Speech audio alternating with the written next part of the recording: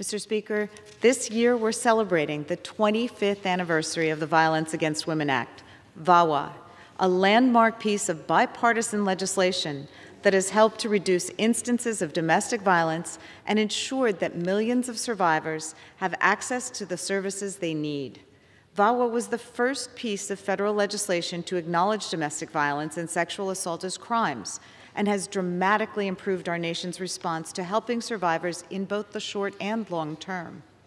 Since its enactment in 1994, VAWA has brought together law enforcement, social service organizations, and victims advocates to bring domestic violence to light, provide survivors with support, and hold abusers accountable for their actions.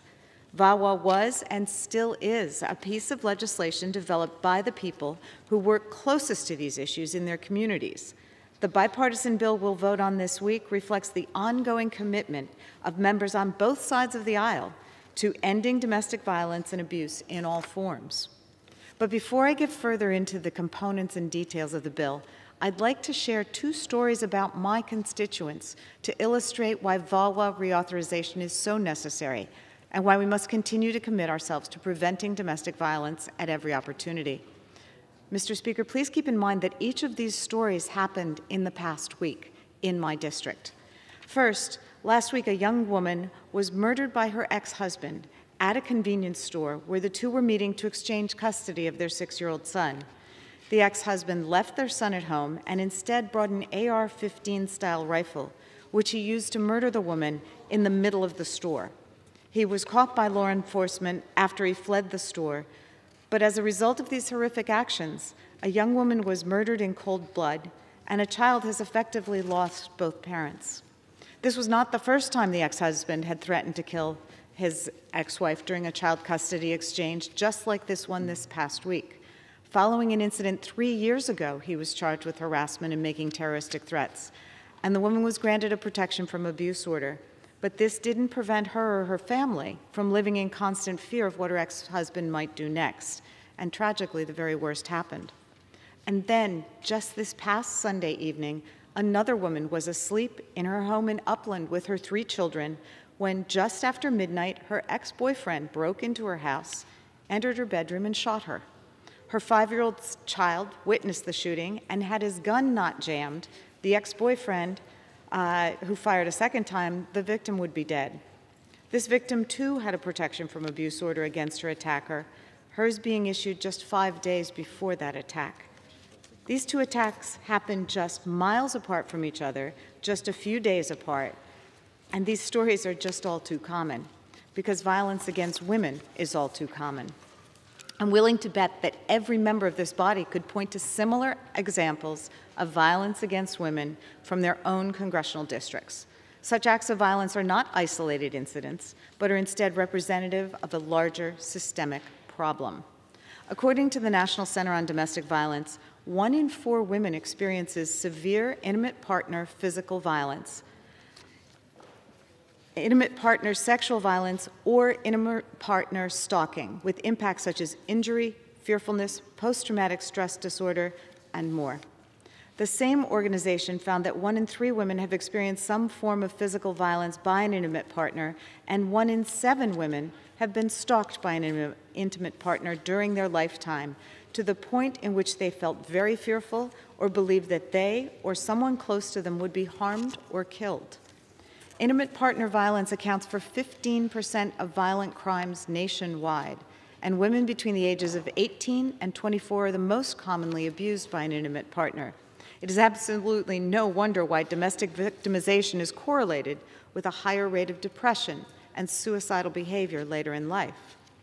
Further, 19% of domestic violence involves a weapon of some kind, and the presence of a gun in a domestic violence situation increases the risk of homicide by 500. That's 500%. You don't need to be a mathematician in order to see that guns in the hands of domestic abusers routinely leads to violence and death. The Violence Against Women Reauthorization Act recognizes this indisputable fact and takes active measures to correct and improve our laws. In the United States, women are 21 times more likely to be killed with a gun than women in any other high-income country. 4.5 million American women alive today have been threatened by intimate partners with firearms, and 1 million of those have actually been shot or shot at by their abusers. I've represented some of these women and seen the fear that they live with and the impact it has on their children and families. This bill finally closes the boyfriend loophole. While federal law prevents gun possession by people convicted of or under a restraining order for abusing their spouses, dating partners are generally exempt from these restrictions. This gaping hole in our gun safety laws has become even more deadly over the years. The share of homicides committed by dating partners has been increasing for 3 decades, and today women are as likely to be killed by dating partners as they are by spouses. Closing the boyfriend loophole is a fact-based, common-sense response to a very real threat. The provisions in this reauthorization would protect women from abusive dating partners by ensuring that their abusers are prohibited from possessing guns under federal law. The definition of dating partner is already contained in the Violence Against Women Act, and this simple update to policy will provide increased protections for partners in unmarried relationships. Closing the boyfriend loophole has been a bipartisan issue since long before this bill. Last year, 6 Republicans co-sponsored legislation that would have closed this loophole, and 23 states have already acted to prevent abusers from obtaining guns in their own laws, including Pennsylvania and Arizona. It's time we update federal law to reflect the reality which our states have already recognized and prevent violent dating partners from being able to access weapons.